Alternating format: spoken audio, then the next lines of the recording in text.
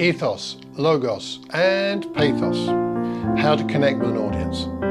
Hello, I'm Malcolm Cox and welcome to Tuesday Teaching Tips. This is episode number 225 and today is the second edition of a series based on this book I'm showing you on the video, The Heart of Communication, How to Really Connect with an Audience by Rob Parsons on a Kindle, therefore I can't show you the physical book.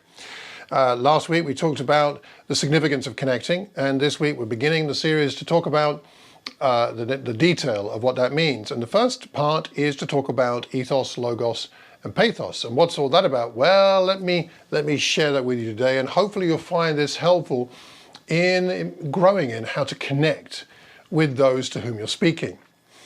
As he quotes in the book from Gregg, there are three things to aim at in public speaking. First, to get into your subject. Then, to get your subject into yourself. And lastly, to get your subject into the heart of your audience. That's the process.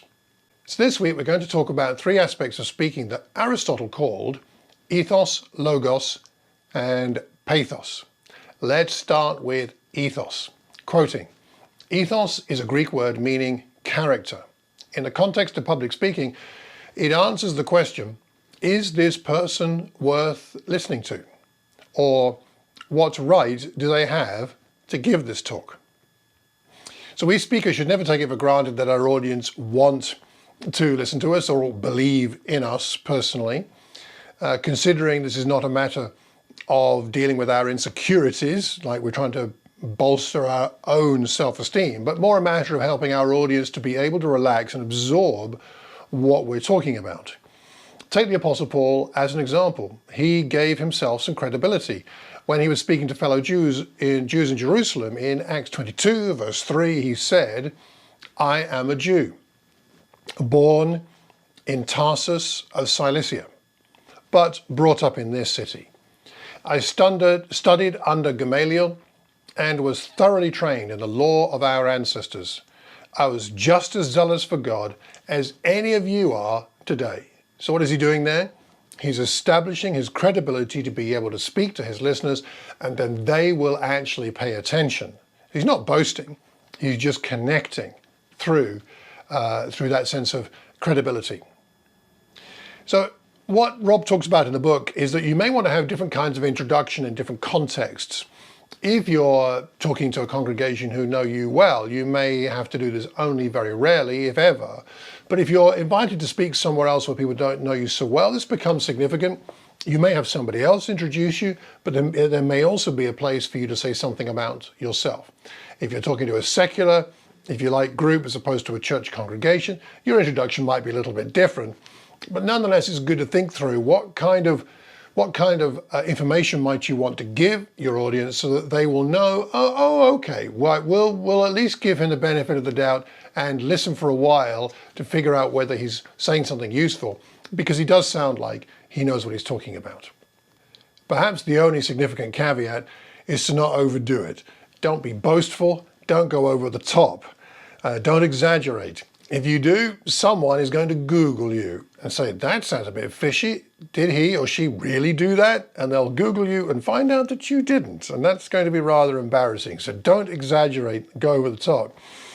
It can be a little embarrassing if you've been introduced with less than accurate information. I was abroad one time speaking, and the person introducing me, very well meaning, did a nice, friendly, warm introduction, but unfortunately also accorded me all kinds of qualifications that I certainly did not have.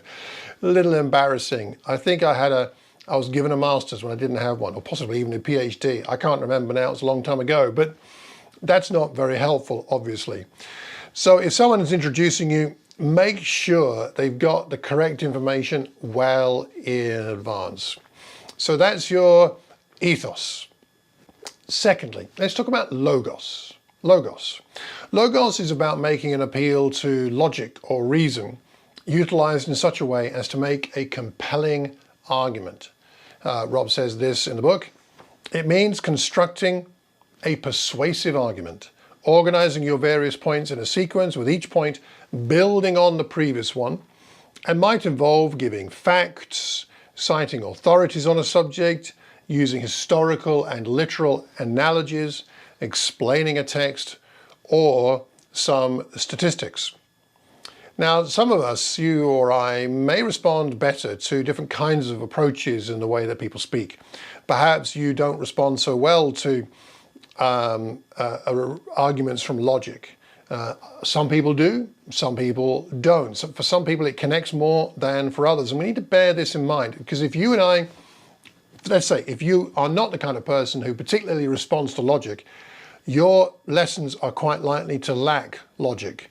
And although that may not matter to you and people like you, it's going to matter to the people you're speaking to, for whom that is very significant. I'm not talking about being exactly illogical, but simply that the ordered progression of an argument and a point is not something that maybe works for you, but it does for other people. And so it's important that we understand where we are with that personally, and that we make allowances for it with our audiences. It's important to present at least some of your points with a logical framework. You'll serve your audience well in that way. Jesus was a great explainer when the situation called for it. For example, you could have a look at the lucky couple on the road to Emmaus. In Luke 24, verse 27, it says, "And beginning with Moses and the prophets, he explained to them what was said in all the scriptures concerning him." He started with Moses and the prophets, and he explained it, all the scriptures about him. So we see there that Jesus was doing some kind of logical argumentation. Being able to explain implies following a logical train of thought, I would say. Considering how logical our arguments are is also a defense against purely subjective interpretations of scripture, which we need to guard against. So that's our second point, logos. Thirdly, pathos. Rob says this: "It is from pathos that we get our words sympathy and empathy." Pathos is essentially an appeal to the heart, to the emotions. Now, some might say, isn't it dangerous to appeal to the emotions? Might people make a response based on feelings rather than facts? It's possible. Although if you've done your proper work with your argument, with the logic, that shouldn't be too much of an issue in the end. There are times to appeal to emotion. When Jesus warned people, it didn't sound to me like there was no emotion involved. Think about the parable of the prodigal and the running of the father towards the son. I mean, if that's not an emotional picture, I don't know what is. Or for example, in Matthew chapter 3, verse 9, do not think you can say to yourselves, we have Abraham as our father. I tell you that out of these stones, God can raise up children for Abraham. There's some emotion in there, isn't there? I can't see the way Jesus could have said that without appealing to the emotions as a warning. So the key tools in utilizing pathos are illustrations, stories, and the use of pauses, having some silence from time to time.